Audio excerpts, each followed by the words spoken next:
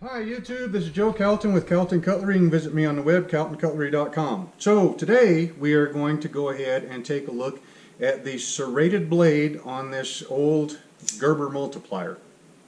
The serrated blades for me, I don't particularly, I don't use them a whole lot. You know, not that they don't work like they're supposed to or anything, it's just that you know, the knife tools inside, you know, this multi-tool, you know, I mean, I already carry two other knives already, you know, I mean, my, you know, my normal pocket knife, and then a, you know, a Victorinox Tinker or a Hiker, right? And they've already both got, you know, good knife blades. And you know, I use them every day, so I typically keep them in really nice shape. And so the knife blades inside of these, I know the clean edge one, I typically use it for scraping gaskets, cutting wire, I mean, just nasty work, right? The serrated blade, on the other hand, I hardly ever use it. So, but again, since this is a used tool and I'm showing you how to, you know, clean up your multiplier, tool by tool, we'll go ahead and take a look at this one. So let's put it up underneath the scope.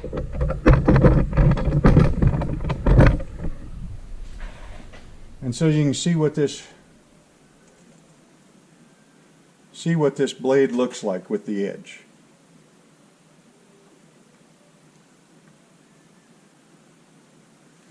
Now, remember, this is the multi-tool that I picked up probably from a pawn shop or a flea market or something like that. And, you know, I mean, it's been rummaging around in one of my toolboxes for a while, and I really haven't used it very much. And you can absolutely tell, because that is the factory edge. Not only is that the factory edge, but that is a factory edge that hadn't hardly been used but maybe once, and on something fairly light. Because the reason you can tell that, let's kind of get it in one spot and kind of get it focused in, because you can see that there's an edge there with a little bit of a burr that probably came that way from the factory. It's the points in between the teeth are all in pretty nice shape. There was one that right there, so that hit something at one point. But heck, that could have been, you know, a rock or a piece of, you know, something that kind of got in your pocket or something while you were carrying it, and you closed it, and it, you know, the edge hit that before it closed up all the way. So this is in really nice shape. So I guess what I can do with this one is I can kind of show you how you set your stone up to sharpen something like this. Or maybe this edge on my old one, maybe it's worse.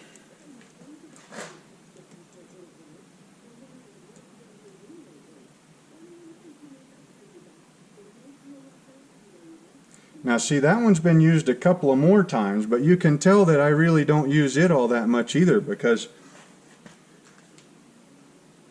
that is still the factory grind marks that are going this way. Now granted, they're underneath some dirt, but they're there.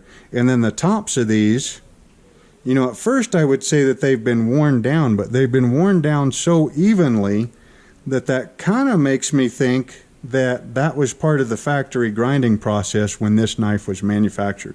Because it looks to me, I mean, in that first video when I did the review of these multipliers, you know, there are at least a year's worth of difference in between the two.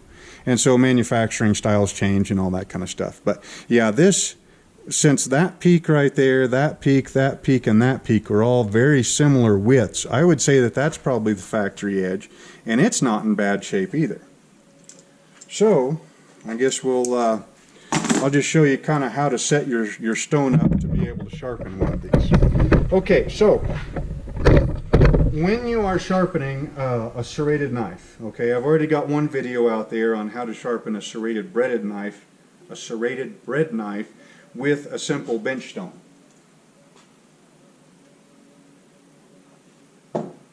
Not only is it possible and probable, but it more than likely you're going to get a good edge just off of a simple bench stone. And you might think to yourself, you say, self, well, how on earth am I going to sharpen a serrated knife on a flat stone and, you know, get any kind of good results? And the answer to that is you won't. But they put corners on stones for a reason, right?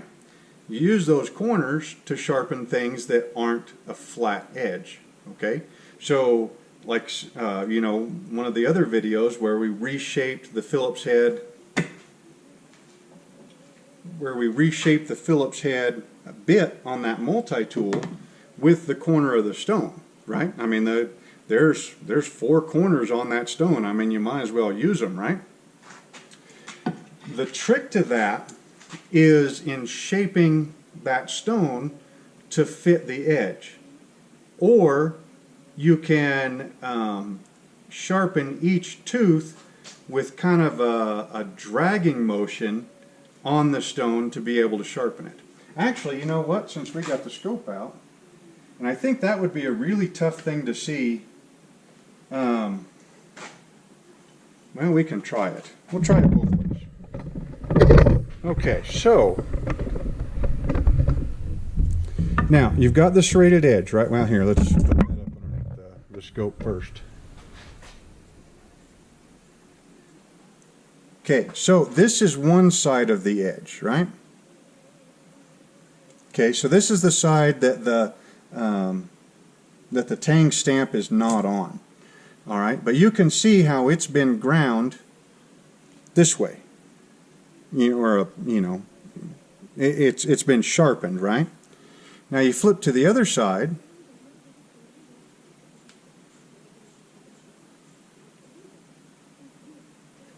and see, all you see are the finish marks. You don't see any sharpening marks on this anywhere, which means that it's only sharpened from one side. All right, and then you have a burr on the other side that you can either buff off or drag it through a cork or a piece of wood or something like that to knock the burr off, right? So what you can do is you can either shape a corner to where it really matches one of those teeth, like that one right there, and then just stone strop it to bring yourself up an edge. And then you can look down and see, and as soon as there's no more light reflecting, then you know that you're pretty much sharp. All right?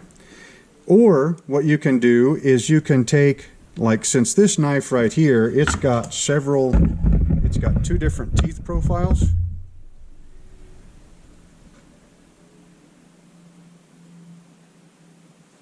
Okay, you got a large tooth, a small tooth, a small tooth, and then a large tooth. That one right there is the one that I just stone stropped on a little bit because you can see the stone particles are on it. Okay, so what you would have to do is, if you were using the stone to sharpen like that, you would have one corner that was shaped for one tooth, and then another corner that was shaped for the larger teeth. All right, and there's absolutely nothing wrong with that. But here's another way on how you do that. So let's put the whole stone up underneath here.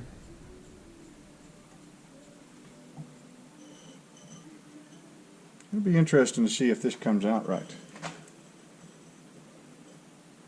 I'm going to have to go edgeways here. Okay, there's the corner of the stone. Let's swing it over.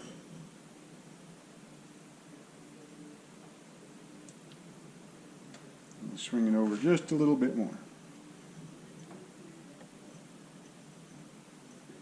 Okay, so the other way, besides, I mean, if you've got that section and it is shaped to fit that tooth, like that. See how that's rounded over? It's rounded over this way, right? If that's shaped to fit a particular tooth, see see how you can fit it inside that tooth and then draw it back. There, see, once you got the right angle, you'll sharpen that tooth, right? Okay, or what you can do, let's go on to the fine side for this. Where are we at? Is you use that corner,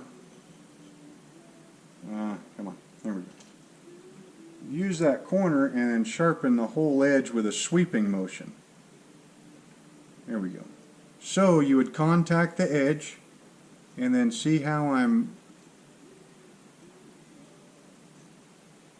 moving it back and forth there. I'm going a little bit too far. Now let's go to a big one, a bigger tooth. I'm catching the edge of the stand here. Alright, there's a big tooth right there.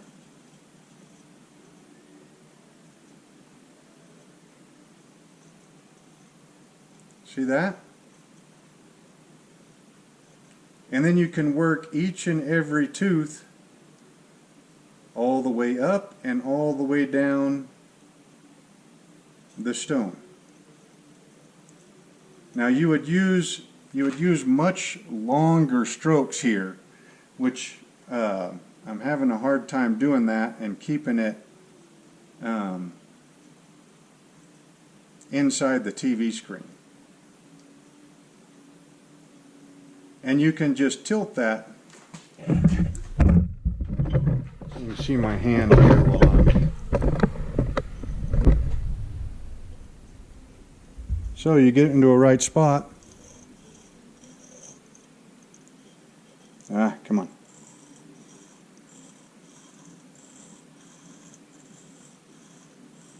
I don't know if you can see what I'm doing there, but that's kind of the motion right there to use to sharpen the inside of each tooth. And then on the smaller teeth, you know, you might have a section of the stone that's rounded off enough to where you don't have to use that long sliding motion. You can just move it back and forth. Once you get it down to the point where you do see a burr, to knock that burr off, you can draw it through a piece of wood or draw it through a cork. One of my subscribers just told me that the other day, and it works really good. You know, and then come back and give it another stroke or two on the stone sharpen to clean up the damage from ripping that burr off. And that's probably, you know, I told you that I don't really use these. Well, you can see that one right over there. That's the one I've had for 20 years or so, and you can see it's still got the factory edge on it. This one right here, like I said, I haven't really spent that much time with. But it's still got the factory edge on it also. And that's probably the biggest reason why I don't use serrated knives very often, is because they take too long to sharpen for me. I mean, yes, you can sharpen them and everything and get them back in service, but they just take too long. You can get the same effect on a clean bladed knife as you can pretty much on a serrated knife, just by going with a much coarser finish. Okay, so like this, you know, this blade right here has got the scallops in it, and it's a serrated blade, and you've got each one of these teeth.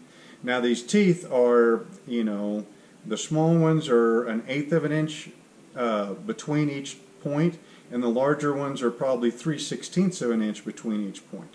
All right, if you take the clean edge, and instead of sharpening it on a 325 grit stone or 700 grit stone or something like that, you go ahead and put, you know, just the 100 or 150 or whatever grit the coarse side of the stone is on there, you will have a really toothy, very aggressive edge that will cut pretty much like a serrated knife will, only you can sharpen that blade in 2 or 3 minutes versus spending 10 or 15 minutes on a serrated knife.